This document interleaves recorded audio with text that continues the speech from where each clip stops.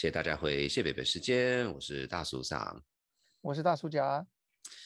今天呢，我们也很高兴的再邀请回来 Malcolm，不知道大家记不记得他之前跟我们讨论一些比较星际大战的事情，不过他是一个他还真的蛮专家的。那我们这次就讨论到这个所谓的 Gray Zone Conflict， 那不过我们还是请大叔甲先介绍一下我们的 speaker Malcolm。对，我们还是先简单介绍一下那个Malcolm Davis 博士是ASPI 澳洲智库的分析师，然后他也曾经在澳洲与英国任教，然后在之前呢也在跟澳洲国防部合作过。那跟上次一样，就是说他的研究的方向是国防政策，然后军事科技与战争跟作战的未来，所以他真的是一个大专家。然后这次我们邀请他回来跟我们讨论这种所谓的 Gray Zone Conflict， 灰色地带的冲突。好，那大叔上这边要不要再补充一下？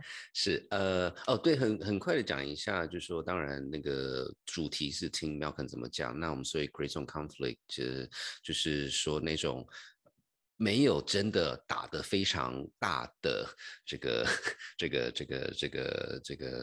军事活动，因为其实前一阵子很多地方都有在讨论，就特别是以台湾跟中国之间的这种很暧昧，然后到底谁在做什么，就是所以前一阵子在蛮多地方很多智库也在讨论这件事情，所以我们当然就是邀请 Malcolm 上我们节目讨论这个。那另外一个也是很快的跟大家报告一下。这个跟 Malcolm 的讨论是在乌克兰被入侵之前录的，所以那个时候的 context 是不太一样，就让大家知道一下。不过话又说回来，其实我觉得这个大家去听一个很战略分析师来看这件事情，从一个比较理性的角度，应该是非常有趣的。好，那就废话不要再继续讲，我们现在进入节目。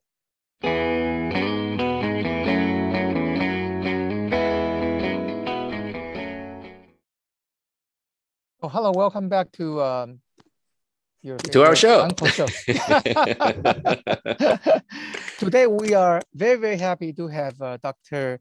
Malcolm David back. So today we're going to have him talk to us a little bit about Gray Zone conflict. So please say hi to our audience. Yeah, hi everyone. It's Dr. Malcolm Davis from the Australian Strategic Policy Institute, ASPI, in Canberra, which is Australia's leading think tank on defence and national security. You may have heard my thoughts before when interviewed me on a range of issues relevant to sort of China and security and Australia's evolving defence policy. But grey zone is one of those areas that I think we're all trying to get our heads around. And so, I'm looking forward to today's discussion as a chance to talk about this important issue. Thank you, Malcolm. As usual, we will have our other uncle to shoot off the very first question for our esteemed guest today. Well, all the talks of shooting it's kind of awkward right now, but no pun intended. But anyway, yeah, Malcolm, again, thank you to come to our show, and we're very interested in this topic for obvious reasons. That as we talked about before, I recently heard your conversation, obviously from Australia's perspective, about ability to project longer range, and and part of it is to thinking about what to do with Gray Zone conflict. So I suppose the very first question is, would you share with us how do you define Gray Zone conflict? Look, it's one of those issues that I think individual people have different perspectives on grey zone. My perspective on it is that it's the use of force or the use of military power to achieve political ends at a level below which would justify a military response. So, it's neither peace nor war. It's not the kinetic use of force per se that leads to death and destruction of the enemy. What it is, it's the use of force or military capabilities in a manner that achieves the state's political objectives, maybe limited political objectives, but which sort of gradually undermines or weakens the opponent's interests. So we'll obviously talk about a Taiwan context here in relation to China, but it may not be necessarily a physical use of force. It could be also the use of cyber or information operations. It could be sabotaging another country's economy or coercion. I've seen that with China against Australia over the last 18 months, where they've tried to undermine our society and coerce us into essentially accepting them their interests. So there's a range of ways that states can use grey zone in a range of domains. I mean, in the work that I do on space policy, I even think about grey zone in orbit. How can you utilize grey zone actions in space? So, it's a very interesting topic. It's a bit amorphous, a bit difficult to get your head around if you're used to thinking about traditional concepts of war and peace. But I think it's really important because it's becoming a key element of state power that sits alongside traditional aspects of state power. If I may, just a quick follow-up, and I do realize this may or may not be an easy answer, or I should say an easy question. How do you figure out where the threshold is between, gray zone and say, okay, now, because I mean, traditionally embargo is a act of war, right? I mean, so where do you draw that line? If you're talking about blockade, that's an act of war under international law. That's right. But, we talked earlier about, sort of seizing an island, and that could be done through, Chinese fishermen landing on Pratas Island, and the fishermen are actually Chinese Marines, and suddenly a Chinese Coast Guard vessel turns up and basically supports them under China's Coast Guard law, and before you know it, there you go, Pratas Island is part of China. And that's a grey zone operation. And it could be, diplomatic officials coercing or trying to influence ethnic Chinese outside of China, so here in Australia, to undermine the government. The very fact, for example, that the Chinese government has hijacked the Prime Minister of Australia's WeChat account. And really? Is now refusing to give the account back. And so is now using that account to promote CCP interest as opposed to Australian, the message of the Australian Prime Minister. That's a grey zone attack. Goodness. So this is the sort of thing that we're seeing. It's a really amorphous, challenging area because there's not traditional use of force. It can involve military style operations, but I think as soon as you start, using kinetic force, then it crosses the borderline from grey zone to traditional warfighting, and that's when we start responding. Malcolm, you just mentioned the hijacking of a WeChat account. In this case, what has the Australian government done, or what is it prepared to do, in this kind of tit for tat kind of strategy? I mean, obviously, it cannot go unanswered. Yeah, the response has been that the current government is now basically deleting all its WeChat accounts, is refusing to use WeChat. So in effect, it's cutting off one line of communication to Chinese Australians here, in an election year, which is significant. But it's also giving, it's also denying the Chinese government the ability to try and influence debate. So by banning that WeChat account, it essentially becomes useless. But it does raise the issue of how a government like China can utilize information operations and hacking and so forth to try and influence political discourse in our country. Right.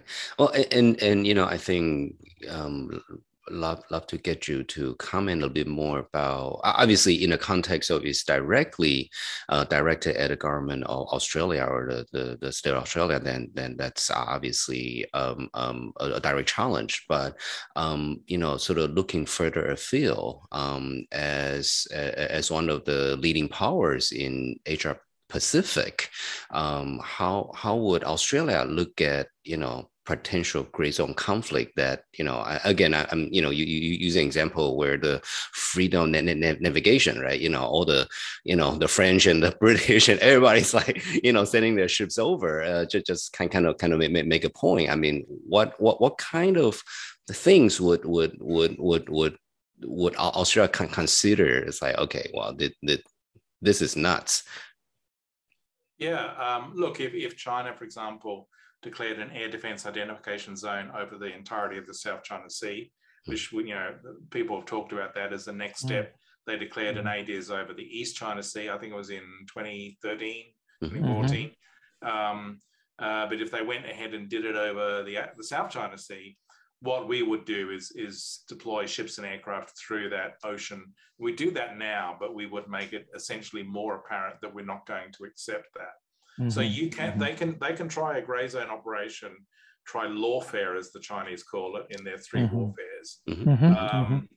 But if you simply ignore it and sail your ships through and fly your aircraft through, and essentially they then have a choice. Do they sink that ship or shoot down that aircraft, or do they let it go? And therefore their lawfare has failed.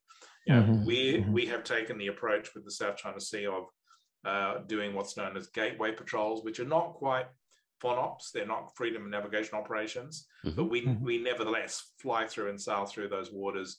The US and Japan do FONOPs, which are a little bit more challenging. But I think that if it came to it, there could be a case for us to do FONOPs as well.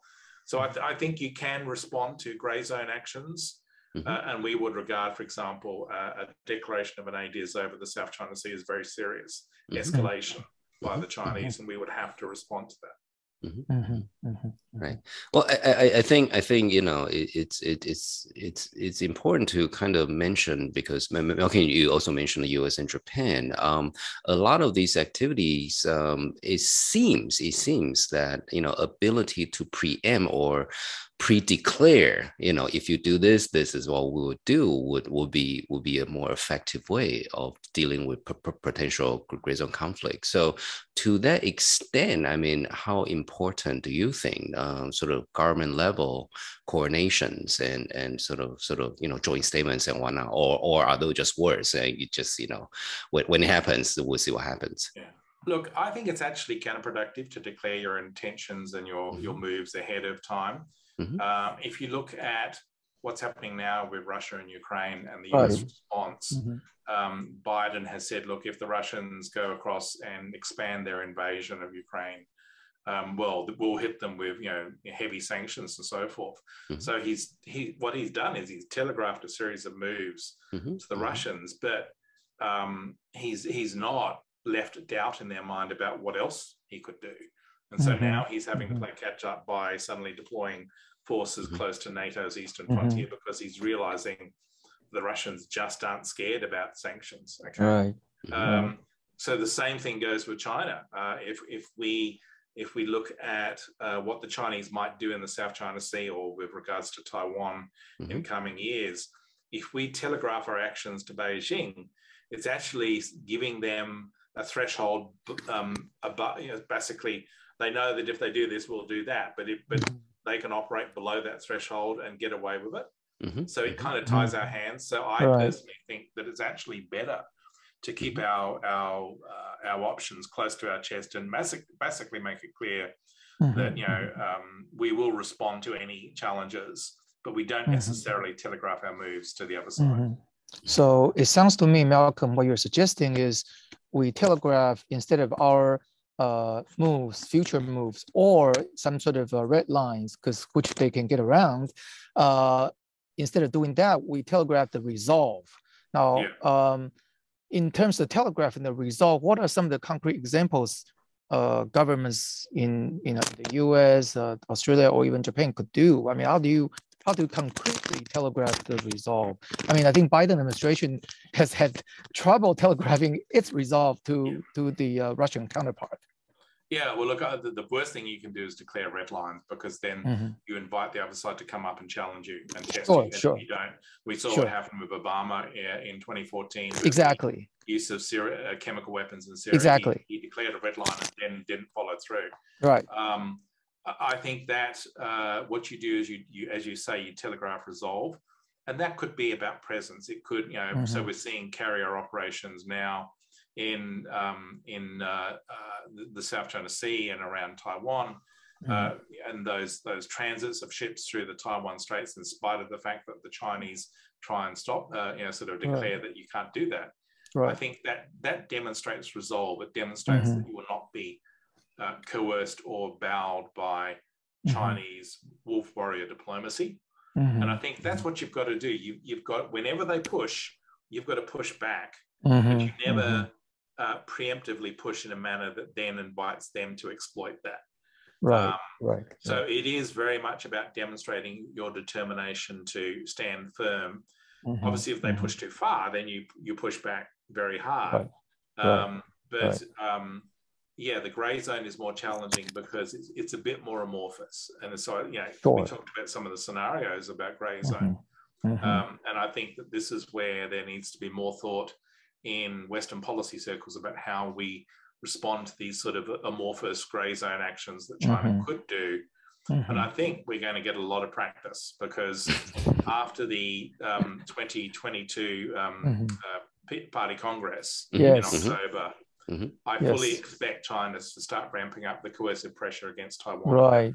It could happen, well, it could happen even before then, after the Winter Olympics, but really, you know, after the Party Congress, I think things will get very hot indeed.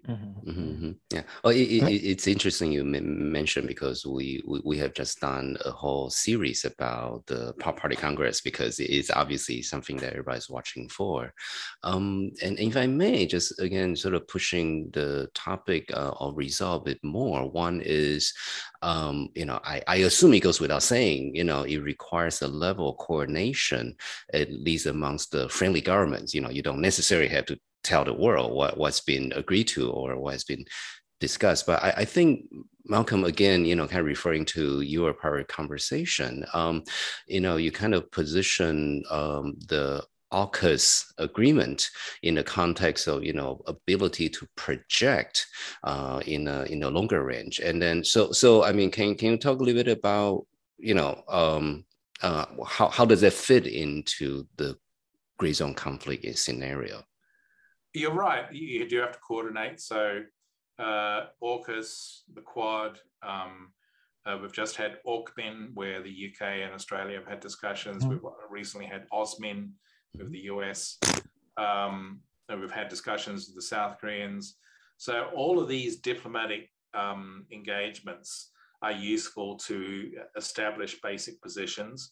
The actual coordination at the diplomatic level in response to grey zone actions by an adversary like China would obviously be occurring on the back channel in terms of, you know, quiet diplomacy.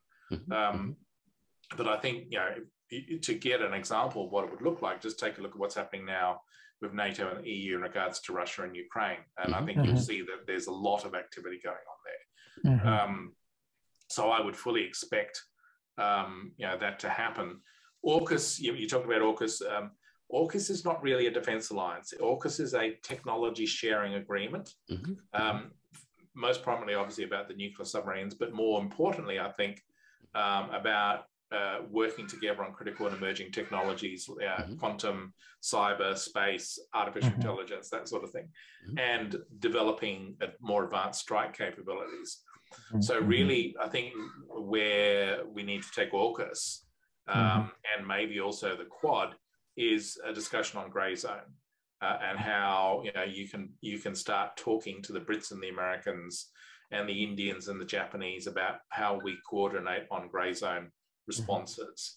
That discussion hasn't happened yet. I think we've focused very much in AUKUS on critical capabilities and technologies, and in the Quad we've been focusing on sort of the broad international security issues that have a defense aspect, but not are focused on hard defense issues, because the Quad is not a defense alliance per se. but that discussion does have to happen, and I think that's something that probably will go forward this year, particularly if we start to see China, flexing its grey zone muscles after the Winter Olympics and going into the Party Congress. Right. Now, just to sort of play the scenario out a little bit, I don't want to put words in your mouth, but it sounds to me you subscribe to the idea of sort of doing a proportional response kind of thing. So if the sort of the paramilitary people from PRC somehow manage to capture a little island or rock that supposedly are under the control of Taiwan, what do you think should these various governments do? Because on its own, Taiwan may or may not have the capability to launch a proportional response, so to speak. Well, if we're talking Pratas Island, for example, it's just a little rock here and there. A little rock, but it's the most likely little rock they're going to take. Absolutely, yes. It's difficult because if we try and take it back, then we're talking military conflict with the PRC. Exactly. That could very quickly escalate. So what we would probably do is say, okay, they've got Pratas, there's nothing we can do to force them off it. So let's try and put pressure on them in other ways. And that could involve political and economic sanctions. It could involve,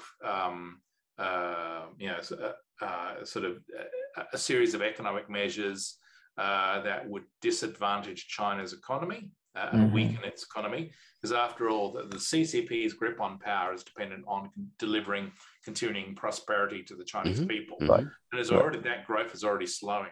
So what we would want to do is find levers and pressure points in their economy and their system that we could exploit that would then slow the growth even further and make it more difficult for the Chinese leadership to hold the confidence of the people. So we could push back in a series of political, economic, financial ways. We could certainly bring strong diplomatic pressure on them. But that's the very nature of the grey zone. There's only so much we can do without risking a much larger conflict. And so I think the outcome would be that with the Chinese taking Pratas, we would have a much stronger diplomatic case to then say, okay, let's start engaging directly with Taiwan, bringing them into the fold, having sharing of information, sharing of military technologies, sharing of intelligence. So even if the Chinese take Pratas, it becomes much more difficult for them to then threaten Taiwan directly. And it makes China's position much more difficult at the same time as we're doing all these other things to China to make it more difficult for them on mainland China. But we wouldn't necessarily respond in kind by taking a Chinese island. That's not how it would happen. We would find asymmetric approaches that would enable us to put pressure on Beijing and also deter them from going the next step, which would be maybe grab Kamoy or Matsu or one of the other offshore islands. That's right. Well, so this is very interesting. And again, those are my words, not Malcolm's words, because he's very careful about how he says this. I mean, if the scenario were to play out, and if, countries such as Australia were to declare that they are ready to recognize Taiwan, it would indeed bring the whole conversation to a different level, because I think from Taiwan's perspective, again, I'm speaking, for myself only, is that, there's this strategic ambiguity. It's like, okay, well, Taiwan, we never declare independence and China don't attack. And then but if somebody else is say, well, you're independent, then, but it would bringing a whole new or multiple dimension into that conversation. That would be very interesting. But in any case, I mean, unless Malcolm, you want to elaborate more, otherwise I'm going to ask the next question. I think, in actual fact, a smarter strategy for Taiwan would be to maintain the status quo. Of course. Because the moment you start talking about declaring independence, you actually would drive states away. So what you want to do is blunt China's diplomatic isolation strategy and start building ties with other states. Mm-hmm. And the way to do that is to be focused very much on maintaining the status quo, maintaining peace and stability, emphasizing a free and open Indo-Pacific as your preferred basis, maintaining a democracy and a free market economy, all the things that I think you score points on. You need to emphasize those rather than taking the step of saying, well, we're going to declare independence, because to me, it just then you shoot yourself in the foot. You lose a lot of diplomatic support, and China can say, "There, I told you so." They're all a bunch of splittists, and China would use that as justification to make a move. So the smart political strategy is the status quo. Yes. If I may just kind of add, I think the current administration has said exactly what Malcolm said just now. I think the broader point is that, I don't want to put words in my fellow uncle's mouth. I think he was kind of referring to, like, perhaps that's another chip in the pocket of other alliance countries to actually recognize Taiwan, maybe not as Taiwan, but still as ROC, as a counter move. If should something, sort of gray zone conflict. That's the interesting thing. Australia's policy on Taiwan is that we recognize China has a claim to Taiwan, but that doesn't necessarily equate to we recognize that Taiwan is Chinese. Okay. Exactly. So what we would do, we could be a little bit more explicit in making that case, that we recognize that China has a claim to Taiwan, but we don't necessarily see that claim as equating that Taiwan is part of China. And I think that would be a step that we could make, as opposed to recognizing Taiwan per se. Right. We will leave that to the, sort of all the able diplomats. Yeah. And it's time to brush up on your legal languages, because there's a very fine difference between what is. I think it's a minefield, and I don't know what you're talking about, because if you say the wrong word in the wrong way, then suddenly you're saying something completely different to what you're absolutely saying. Absolutely. Whip out your dictionary.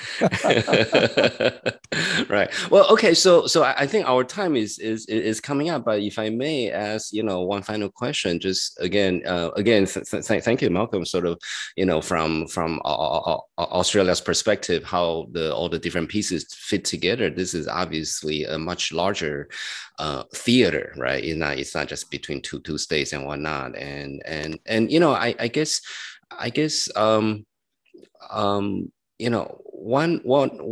thing I'm very curious is that. And I don't know if you're in a position to comment on this, which is, gray zone conflict does not have to come only one direction. You can quote unquote fight back. And so what's Australia's policy regarding, not just tit for tat, right? I mean, I think because, sometimes the right strategy is to create another fire somewhere else. So they are busy somewhere else. Yeah, look, I think this is an issue that has come up recently. Certainly I've heard discussion in my day-to-day work about, what is Australia's approach to grey zone operations? How do we get the Australian Defence Force useful in a grey zone? How can we utilise cyber or information warfare capabilities or intelligence operations in the grey zone? And I think it's really a discussion that's at a very early stage in Australia. We haven't really gotten to grips with it. If we have had serious discussions, they've been at a very high level in a classified domain in which I can't get into. But we are thinking about it, and we are recognizing that we shouldn't just have a reactive posture, that maybe we can actually think about a proactive posture to protect our interests against a clear threat. So I'm not saying we would do this aggressively, but I am saying, we would, if there's a clear threat emerging, then might we have tools and techniques in the grey zone that we could use that maybe could avert that threat. Wow. Thank you. That's actually good to know. And so I think our time is up today. Thank you again, Malcolm, for your insight, and we'll take it from there. Thank you. Bye-bye. Bye-bye. Bye-bye.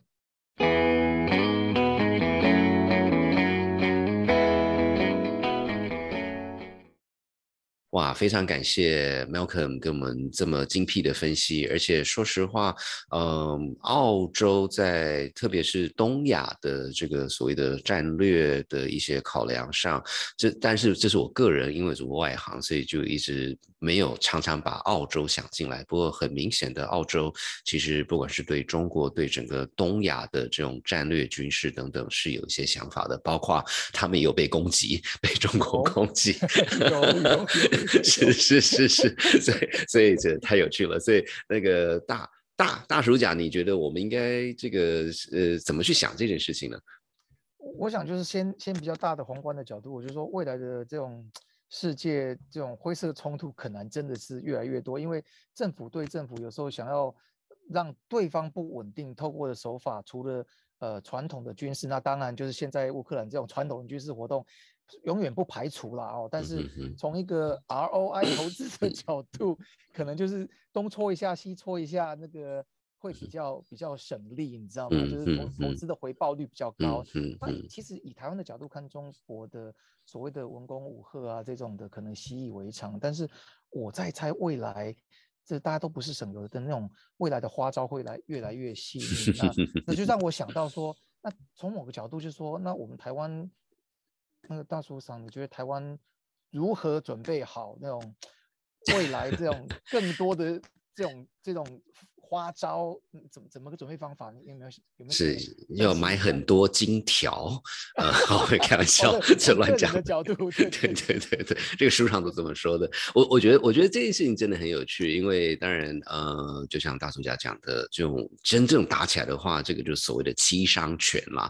你可能是有办法，可是你会受到非常大的损害这样子。那我觉得跟 Malcolm 讨论这边，我就有一个比较深入的感触。是说，这个所谓的 conflict 就是互相的，不管是用文攻武吓等等，其中它其实不是一个所谓 binary， 就是这不是黑跟白的差别，而是它里面就有各种程度，它这边东搓一下西搓一下，那所以在这个程度下，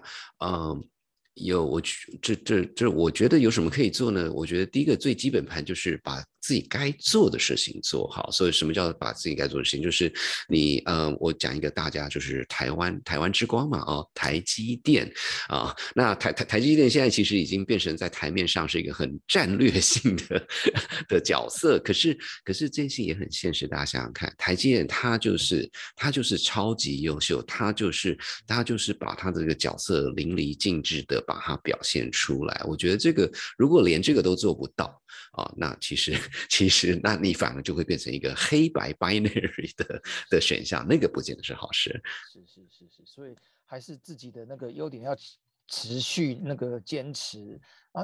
我不知道大署长知道这件事情吗？前几天拜登美国总统是不是有一个对国会两院的一个State of Union， 对，然后它里面好像把 Intel 的 CEO 请去当嘉宾，意思就是说美国在半导体这一块也想要搞那种所谓的本土化。那这个对于 TSMC 那种这大署长是算是专家了，这是对 TSMC 未来的这种优势有没有可能会变成不能说劣势啦，就是会不会慢慢的缩减这个优势？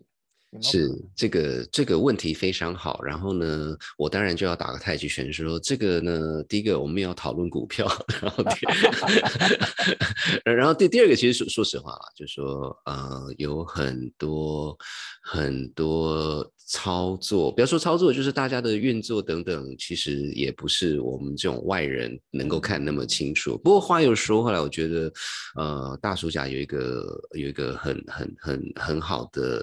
就是说，其实好，应该是说，我觉得大叔在讲的事情是从美国的角度，它其实它还是一个国家，它有它自己的利益那所以某种程度，如果它可以封国，然后自己很爽，他什么都有的话，这个的算法又不太一样，所以其实很多事情不是就说我们所以我们就是台湾有它的利用价值，那可是台湾或任何地方任何国家的利用价值也在于想要利用你的人的利益，这个逻辑上有点复杂，所以听起来这些你说灰色冲突也好，或者是一些这大国玩的这些游戏，包括小国啦，就是说说到最后就是大家各自为自己的国家利益去做努力嘛。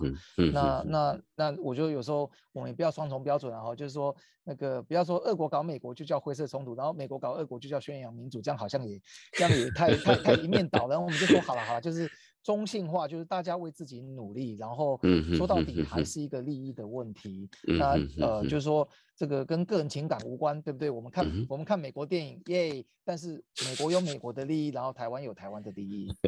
那在什么时候刚好两个利益或者是一个集体的利益是重叠的，那大家就来合作嘛。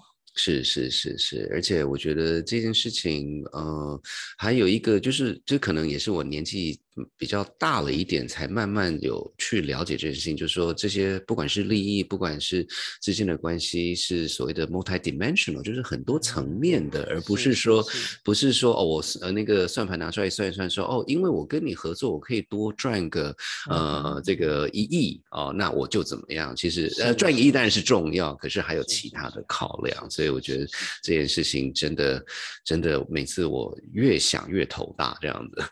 所以恭喜我们的听众，你们听到这里都是非常成熟、能够会计算利益的大人们。不包括我们2个啦。对，那这个时候呢，我赶快讲一点点废话。如果大家有兴趣的话，我们忘记就前一阵子我们其实跟 Kelly， 他其实是那个文化界的，他是写剧本的，然后我们花很多时间，然后他也跟我们解释说韩国的文化，他怎么去宣扬他的文化，而就说他的点除了他很专业的角度之外，其实就讨论到一个所谓的这个。刚才大陆讲到宣扬民主，其中有一部分就是现在所有人看，不管是看星战，不管是马贝尔的英雄剧等等，就是那个就是美国精神。那其实默默的，这个就是这不只是钱而已啦。我觉得这个真的是有很多层面是可以考量的呀。好，那我们想这个今天还是非常感谢大家这个听我们这个节目，希望有学到一些。那我觉得我们这个节目越做越精彩，当然都是我说的。我们下个礼拜会邀请一个美国的strategist， 他是一个政治策略外交等等的一位分析师，他在美国是有辈分的，是 Sean King， 然后那这边他就会从那个乌克兰角度，跟台湾的差别是什么？然后我们当然主要还是从一个比较政治、比较外交的角度来看，这个台湾跟这个中国之间有什么可以擦枪走火的地方，也请大家多多期待。好，那我们今天就到这边，谢谢大家，拜拜，拜拜。好的，那恭喜你又收听完了一集谢伯伯时间。那在节目正式结束之前呢，我们想要特别感谢一下我们的后制团队。那我们就先从感谢 Oliver， 没错，就是我自己，再来是 Ariel、Hannah、Lalisa， 当然还有大叔赏及大叔甲。如果你喜欢我们的节目的话，也欢迎订阅、留5颗星、按赞，以及留言分享你的想法。最后，在这段疫情里，大家要好好照顾自己与身边的人。祝福大家平安健康，那我们就下集再见喽，拜拜。